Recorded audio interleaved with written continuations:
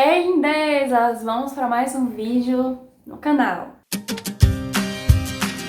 Muitas vezes lá no direct, ou até minhas pacientes, clientes, ou até no WhatsApp, em outras redes sociais, as mulheres me perguntam ou me afirmam, né? Isso eu tô engordando demais porque eu sou ansiosa. Sou ansiosa, não sei o que fazer. E aí eu quero trazer para vocês sobre essa questão do emagrecimento e a ansiedade. A ansiedade, gente, pelo começo de conversa, né? A ansiedade, ela é como se fosse assim, que a gente vive, é quando a pessoa ela vive em constante conexão ou imersa ao futuro. É quando ela se desconecta totalmente do presente, do que está aqui e agora, do que a pessoa está fazendo, e pensa no futuro. É como se fosse que eu tô comendo, tô me alimentando e já tô pensando nas coisas que vão acontecer à tarde, depois do almoço. Né? Por exemplo, tô almoçando e eu fico pensando no que vai vir depois. E isso é um estágio de ansiedade. E a ansiedade, gente, é algo inato do ser humano. A gente precisa da ansiedade. Digamos assim, um fator saudável aí é quando ela nos chama a atenção pra gente não atravessar a rua e não ser atropelada.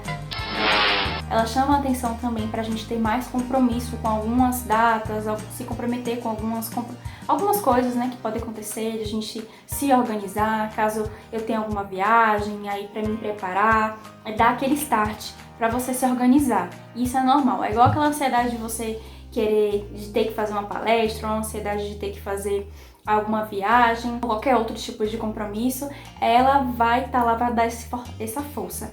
E quando a gente pensa na ansiedade disfuncional ou até mesmo a ansiedade patológica, a gente pensa em situações que não existem. Então, por exemplo, eu falei da palestra, né? Eu vou me preparar para ter uma palestra no dia X, né? Na semana que vem. E quando a gente pensa em uma ansiedade disfuncional, é quando eu começo a criar histórias em cima dessa situação.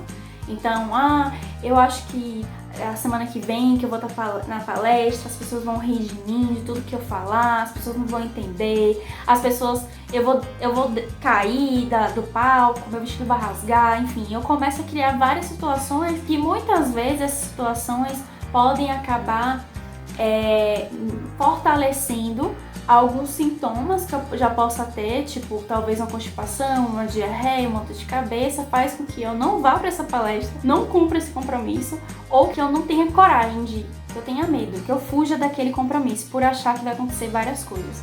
E quando é um nível mais patológico, é quando esses sintomas, como, por exemplo, a gente tem sintomas cognitivos quando eu começo a pensar em coisas negativas demais, eu tenho sintomas de sentimentos, né? Eu começo a ter várias irritabilidade constante, começo a ter tristeza, a oscilar literalmente as minhas emoções.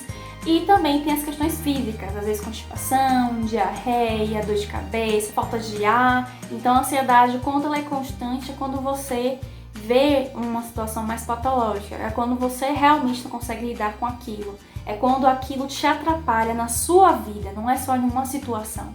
Então você vivencia essa ansiedade com tanta força que ela te prende e faz com que você não faça nada, por exemplo. E aí, o que eu trago hoje em relação ao emagrecimento? É que a ansiedade, muitas mulheres, elas descontam, elas fogem, elas têm um sentimento de fuga em relação à ansiedade e descontam na comida. Desconta, pode gerar até uma compulsão alimentar. E aí, o que a gente pode fazer em relação a isso? Como é que eu posso orientar vocês agora de antemão? Eu vou dar 2 dicas. A primeira dica é, se você conseguiu identificar que você é ansiosa, se você afirma que você é ansiosa, a primeira coisa que você tem que fazer é entender aonde surgiu, qual foi a raiz da questão. Em quais momentos eu comecei, aonde que surgiu esses sentimentos, aonde que surgiu esses pensamentos, a partir de onde que eu comecei a sentir esses sintomas, qual foi a raiz da questão? Eu preciso entender isso primeiro. A segunda questão é que como a ansiedade leva a gente para o futuro, leva pra gente começar a entender várias situações em X em relação ao futuro e faz com que a gente se afaste do presente, uma atividade para você, para voltar para o presente, é você anotar o que você vai fazer durante o dia.